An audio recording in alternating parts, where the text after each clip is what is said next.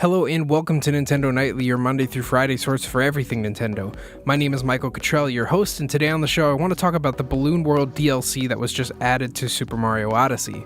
Before I get into this though, I know the game is only a few months old. If you are sensitive to spoilers, I won't be discussing anything that will necessarily spoil the experience for you.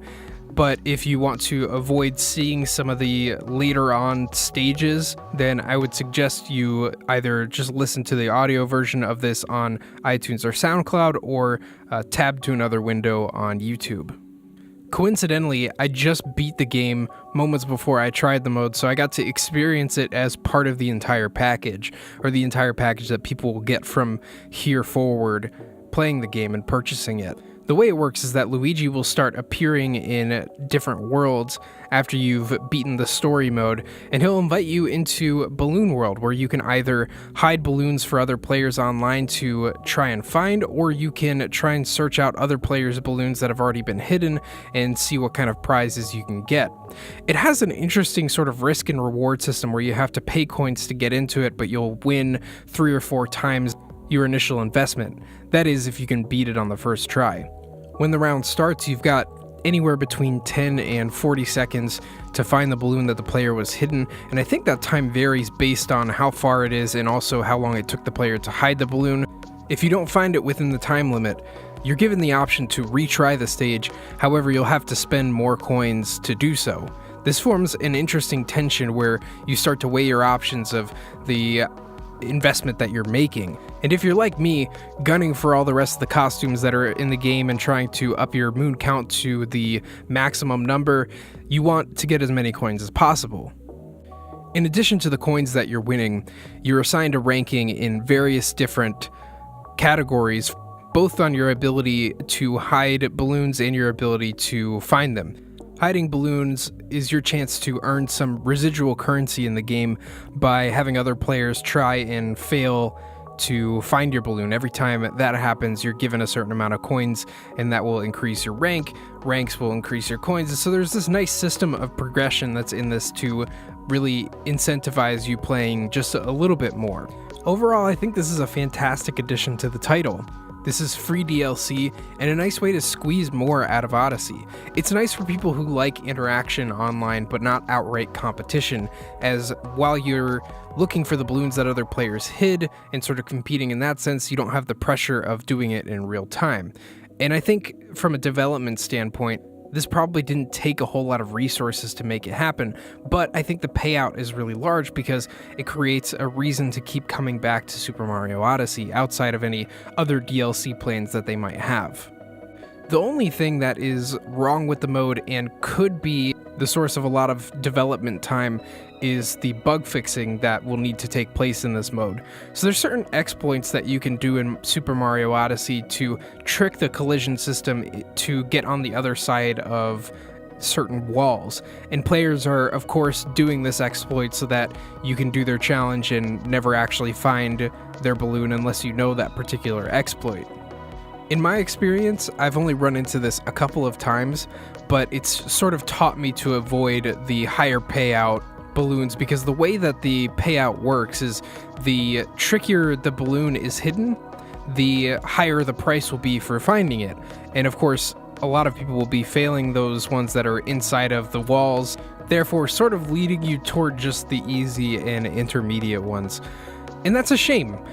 However, I imagine that they'll fix this. I think that this is another game meant to showcase what Nintendo can be online, that they can create some cool experiences, something that's worth paying that yearly fee for. The other side of that, however, is that they're going to have to make sure that it's a safe and fair place to play. With that small caveat, this is the perfect sort of minigame to play after you've beaten the game. You'll need a good memory of all the different nooks and crannies to find the perfect hiding spot for your balloons, and also to be clued in on where exactly that arrow is pointing you when you're trying to find someone else's. I found a really interesting hiding place inside of the Ice Kingdom where I found the balloon, but it was under a block that I had to possess an enemy to push away. So that was an interesting use of the different space, and you can do all sorts of creative things to hide the balloon in the perfect spot. time limit associated with finding these balloons is a fun tension to move quickly and minimize mistakes, while the coin system really makes you feel invested in your success. The rate at which you can get coins in this mode is a little too fast for my taste, but it's a nice way to finally pick up those extra costumes that you may have missed in your playthrough. I gotta say, I'm really satisfied with the way that Nintendo has been handling DLC in the past few years.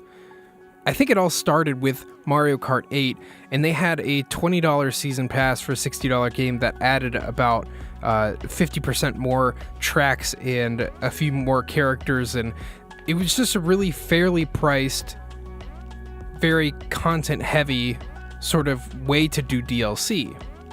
Super Smash Bros. On Wii U was way too overpriced, but besides that, games like Zelda Breath of the Wild and now this Super Mario Odyssey game, it's really nice to see Nintendo add a lot of value to these games, especially in Odyssey's case because it's absolutely free. There's no ticket to get into the door.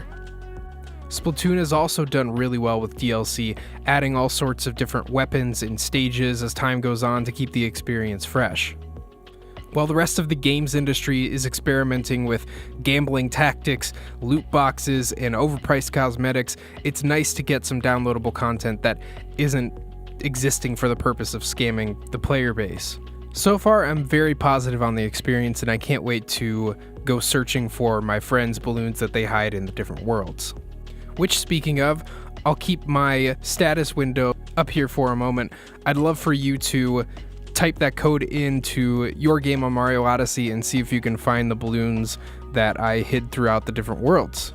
And if you're listening to the audio version, you can find these codes inside of the description box below. Let me know if you found them, if you think it was a terrible hiding spot, or better yet, send me your codes. I'd love to go and find your balloons as well. So that'll do it for tonight's episode of Nintendo Nightly.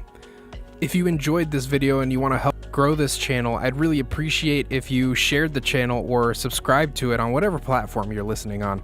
And iTunes, if you would write a review, I would really appreciate it. I'll see you tomorrow for some more Nintendo news, impressions, reviews, all that great stuff. So I'll see you then.